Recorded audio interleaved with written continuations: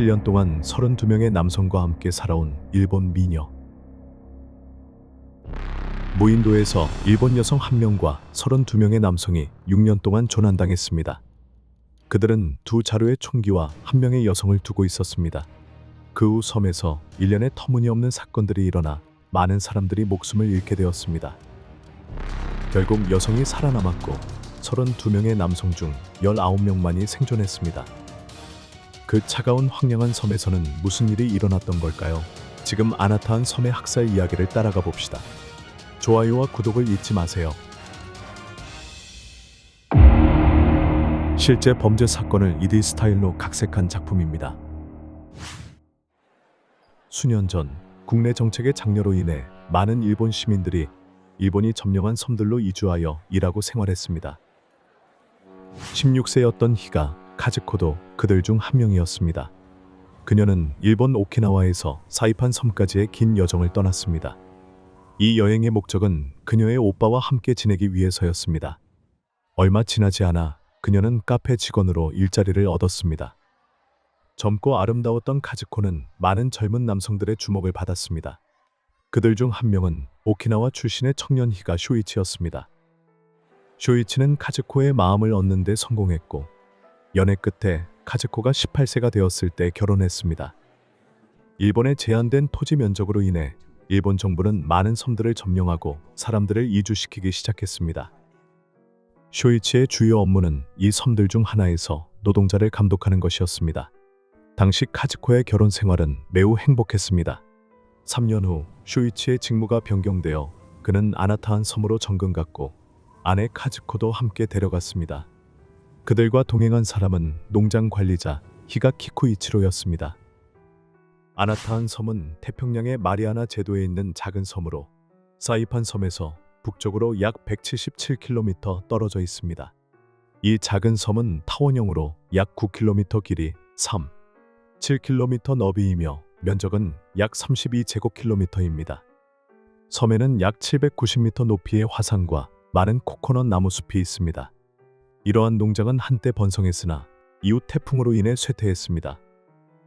당시 섬에는 약 20명의 현지 노동자만 남아 있었고 쇼이치의 업무는 그들을 관리하고 감독하는 것이었습니다. 아나타한 섬에 도착한 지 얼마 되지 않아 제2차 세계대전이 막바지에 접어들었습니다. 일본은 분명히 전쟁에서 패배하고 있었습니다. 태평양 전역에서 처참한 패배가 이어졌습니다. 일본이 처음에 점령했던 많은 섬들이 점차 미군에 의해 수복되었습니다. 이 시점에서 쇼이치는 근처 섬에 있던 여동생을 걱정했습니다. 그녀의 안전이 염려되어 쇼이치는 아나타한 섬을 떠나 그녀를 방문하러 갔습니다. 예상치 못하게 그는 떠난 후 다시 돌아오지 않았습니다. 이때 섬에는 몇몇 현지 주민들만 남아 있었습니다. 일본인 중에서는 카즈코와 쇼이치의 상사 키쿠이치로만 남아 있었습니다. 이런 혹독한 환경 속에서 두 사람은 가까워졌고 곧 커플로 함께 살기 시작했습니다. 그러나 아나타한 섬의 평화는 오래가지 못했습니다. 곧 미군이 섬을 폭격했습니다. 카즈코와 키쿠이치로는 섬 중간의 큰 숲에서 생활하며 운 좋게도 살아남았습니다. 그러나 이러한 폭격 이후 섬의 농장은 완전히 파괴되었습니다. 거의 모든 일용품과 필수품이 불에 타버렸고 외부와의 모든 연락이 끊겼습니다. 아나타한 섬은 진정한 고립된 섬이 되었습니다. 다행히도 전쟁에서도 그들을 기르던 돼지 40마리와 닭 20마리가 살아남았습니다. 이것이 그들의 생명줄이 되었습니다. 이를 신중히 돌보며 그들은 다시 평화로운 삶을 찾을 수 있었습니다. 그러나 그들의 평온한 세계는 예상치 못한 사건으로 인해 짧게 끝났습니다. 그해 6월 12일 아나타한 섬 근처에서 미군이 4척의 어선을 공격했습니다. 3척의 배는 바다 밑으로 가라앉았고 나머지 한 척도 심각하게 손상된 후 결국 침몰했습니다. 이 사건으로 많은 선원이 목숨을 잃었습니다. 배 중 한 척이 아나타 한 섬 근처에서 침몰했기 때문에 생존자들은 섬으로 헤엄쳐 가려고 시도했습니다.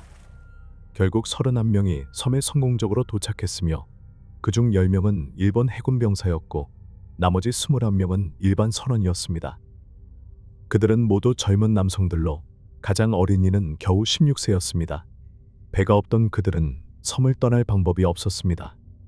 그들은 오직 섬에서 발견한 소량의 야생, 바나나와 멜론에 의존하며 임시로 살아야 했습니다.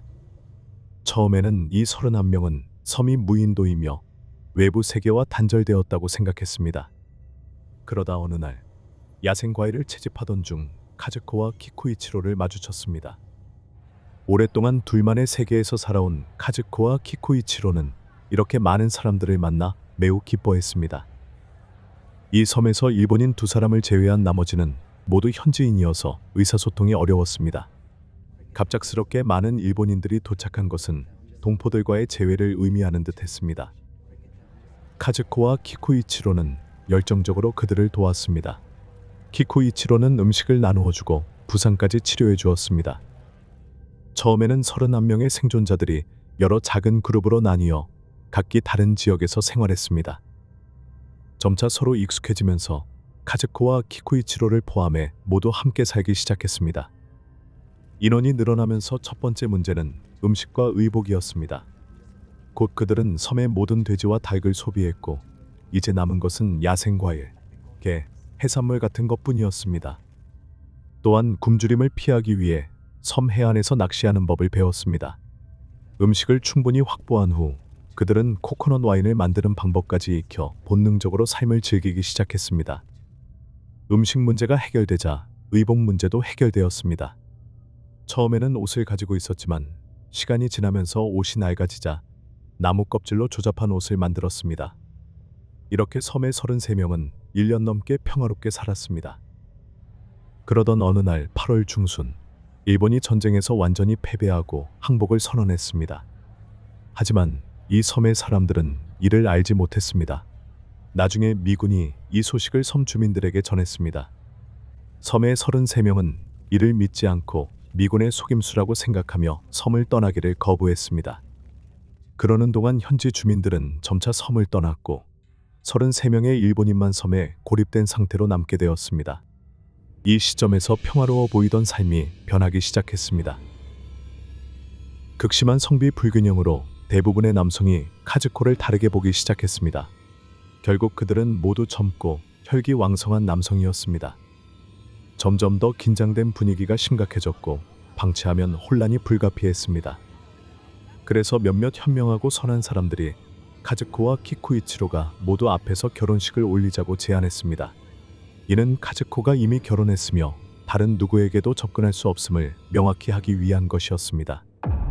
결혼식 이후 부부는 그룹에서 벗어나 독립적으로 살기 시작했습니다.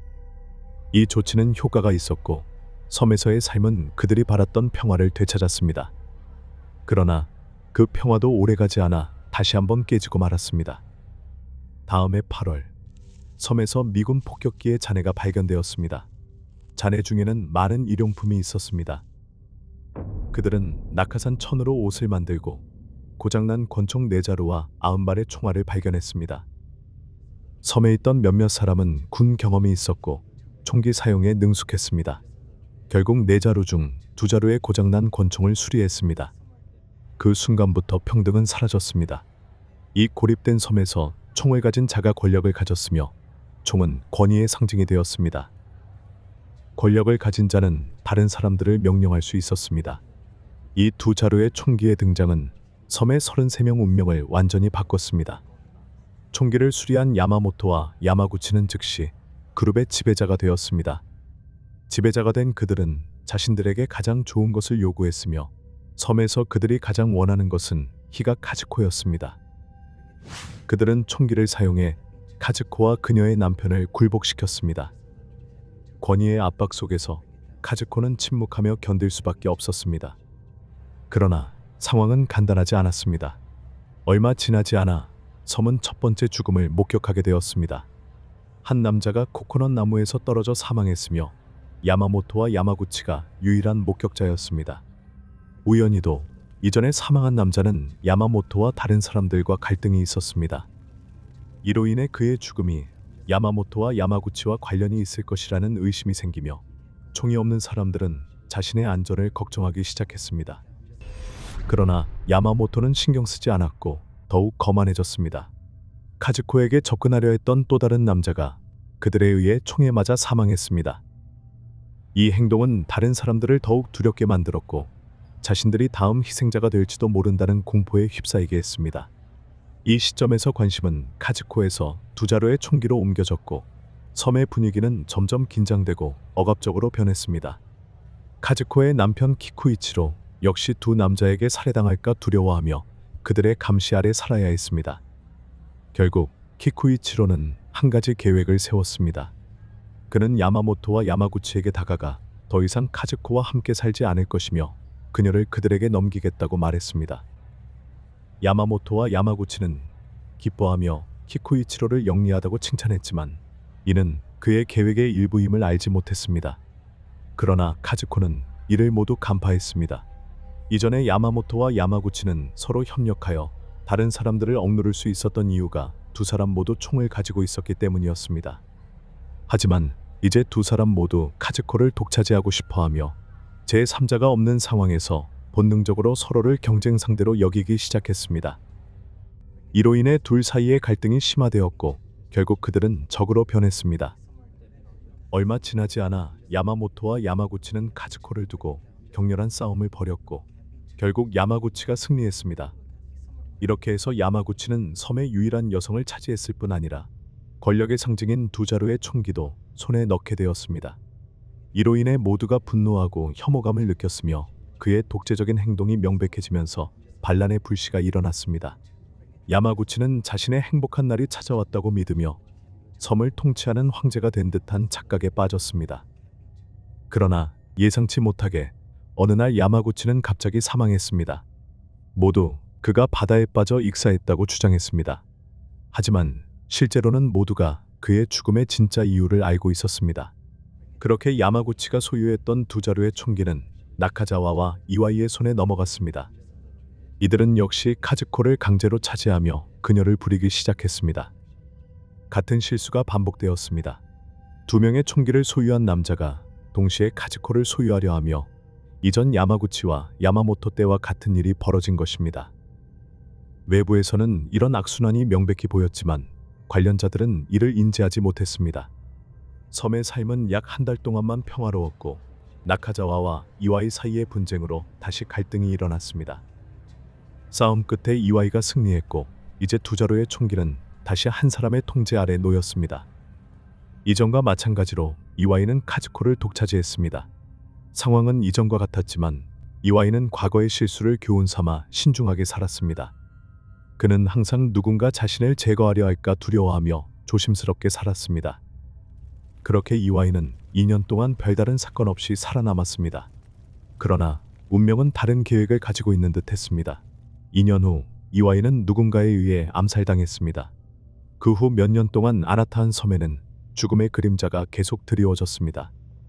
다양한 사고로 인해 3명이 더 사망하면서 사망자 수는 총 9명에 이르렀습니다. 아무도 이를 공개적으로 이야기하지 않았지만 모두가 이 죽음들이 총기와 관련되어 있다고 믿었습니다. 결과적으로 남은 생존자들은 이 문제를 해결하기 위해 회의를 열기로 결정했습니다. 논의와 공유 끝에 두 자루의 총기가 문제의 근원이라는 결론에 도달했습니다. 두려움과 혼란을 끝내기 위해 카즈코가 한 명의 남자를 선택해 결혼하고 두 자루의 총기를 바다에 던져버리기로 계획했습니다. 총기라는 권력의 상징이 없어지고 카즈코에게 남편이 생기면 더 이상 질투나 경쟁의 원인이 없을 것이라고 판단했습니다. 모두가 그 계획에 동의하며 실행에 옮겼습니다. 문제는 해결된 것처럼 보였지만 실제로는 그렇지 않았습니다. 이후 며칠간 섬에서 4건의 의문의 죽음과 실종 사건이 추가로 발생했습니다.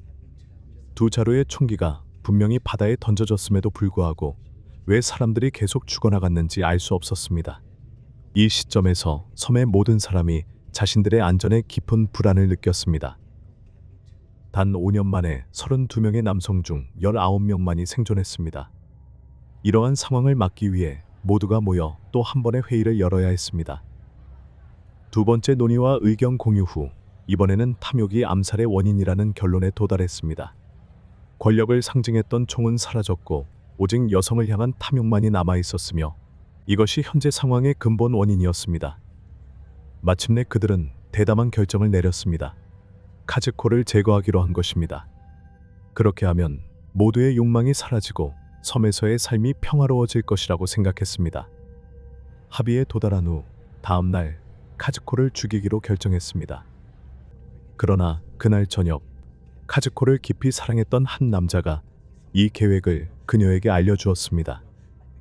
이를 알게 된 카즈코는 창백해졌고 밤새도록 숲으로 도망칠 방법을 고민했습니다.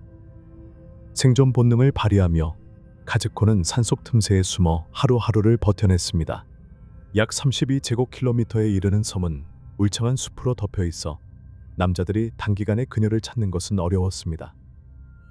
1950년 6월 숨어 지낸 지 33일째 되는 날, 카즈코는 해안가에 정박한 미군 함선을 발견하고 깜짝 놀랐습니다. 그녀는 즉시 나무를 올라가 옷을 벗어 흔들며 큰 소리로 외쳤습니다. 카즈코의 행동은 미군의 주목을 받았고 그녀는 구조되었습니다. 마침내 그녀는 그 암울한 섬에서 탈출했습니다. 카즈코의 이야기를 들은 미군은 섬에 남아있는 일본인들에게 전쟁이 끝났다고 알렸습니다. 그러나 이들은 여전히 믿지 않고 섬을 떠나기를 거부했습니다. 이후 카즈코는 일본으로 돌아와 섬에 생존자가 남아있다는 사실을 알리고 그들의 가족에게 소식을 전했습니다. 섬을 떠나기를 거부했던 사람들의 가족들은 전쟁이 끝났으며 집으로 돌아와도 된다는 편지를 쓰기 시작했습니다. 200통이 넘는 편지가 섬으로 보내졌습니다. 그러나 남자들은 여전히 그것이 미군의 속임수라고 주장하며 떠나기를 거부했습니다. 1951년 6월 26일 섬에 있던 한 남자가 자신이 받은 편지가 아내의 필체임을 확신하게 되었습니다. 그는 마침내 미군의 말을 믿었습니다. 그는 섬에 있던 다른 사람들을 설득해 자신들이 패배했음을 받아들이고 미군에게 항복하기로 결정했습니다. 결국 미군이 그들을 구조했습니다. 생존자들은 처음에는 괌에 있는 미군 기지로 이송된 후 일본으로 돌아갔습니다. 몇 년간 행방불명이었던 이들은 전장에서 사망한 것으로 여겨졌습니다. 결과적으로 그들이 돌아왔을 때 많은 아내들이 재혼한 상태였습니다. 카즈코의 전 남편 쇼이치 히가 역시 행복한 재혼 생활을 하고 있었습니다. 언론이 돌아오지 않은 13명의 남성에 대해 묻자 생존자들의 진술은 일관성이 없었습니다. 이로 인해 의혹이 제기되었고 한 생존자가 큰 압박 속에서 더 이상 이를 숨기지 못하고 사실을 털어놓았습니다. 그제야 언론은 남자들이 여성을 두고 서로 학살했다는 사실을 보도했습니다. 몇 차례의 심층 보도가 이루어진 후 히가 카즈코는 뜻밖의 대중의 주목을 받으며 일본 사회에서 유명해졌습니다. 언론은 카즈코에게 아나타한 섬의 여왕, 32명의 얼굴을 가진 여성, 여왕벌, 남자를 홀리는 여자와 같은 다양한 별명을 붙였습니다. 일부 언론은 그녀를 동정하며 그러한 상황에서 굴욕과 타협을 감수할 수밖에 없었던 그녀의 처지를 이해하려 했습니다. 그러나 대부분의 언론은 그녀를 비난하고 악평했습니다. 카즈코의 이야기는 당시 일본 사회에서 논쟁적인 주제가 되었습니다. 이후 카즈코는 아나타한 섬을 소재로 한 연극에서 주연으로 초청받았고 1952년부터 2년간 전국을 순회 공연했습니다. 1953년 아나타한 섬의 이야기는 아나타한 섬의 진실이라는 제목의 영화로 각색되었습니다. 이 영화는 카즈코 히가의 실화를 일부 다루었으며 그녀 자신도 영화에 직접 출연했습니다. 몇 년간 연기 활동을 한 후 카즈코는 더 이상 그 길을 계속할 수 없었습니다. 결국 생계를 위해 도쿄에서 댄서로 일하게 되었습니다. 34세의 카즈코는 재혼했고 남편과 함께 작은 가게를 열며 소박한 새 삶을 시작했습니다. 하지만 그녀의 행복은 오래가지 못했습니다. 그녀의 남편은 그녀가 40세가 조금 넘었을 때 세상을 떠났습니다. 1974년 3월 카즈코는 50세 전후의 나이에 뇌종양으로 사망하며 파란만장한 생애를 마감했습니다. 아나타한 섬 사건은 비록 하나의 섬에 국한된 이야기였지만 인간 사회에 존재하는 더 큰 문제들을 반영했습니다. 당신은 이 이야기를 어떻게 생각하나요? 아나타한 섬의 카즈코에 대해 어떻게 생각하시나요? 그녀는 이러한 비판을 받을 만한 사람이었을까요? 아래 댓글로 의견을 남겨주세요. 함께 이야기 나눠봅시다. 가시기 전에 좋아요, 채널 팔로우, 알림 설정도 잊지 마세요.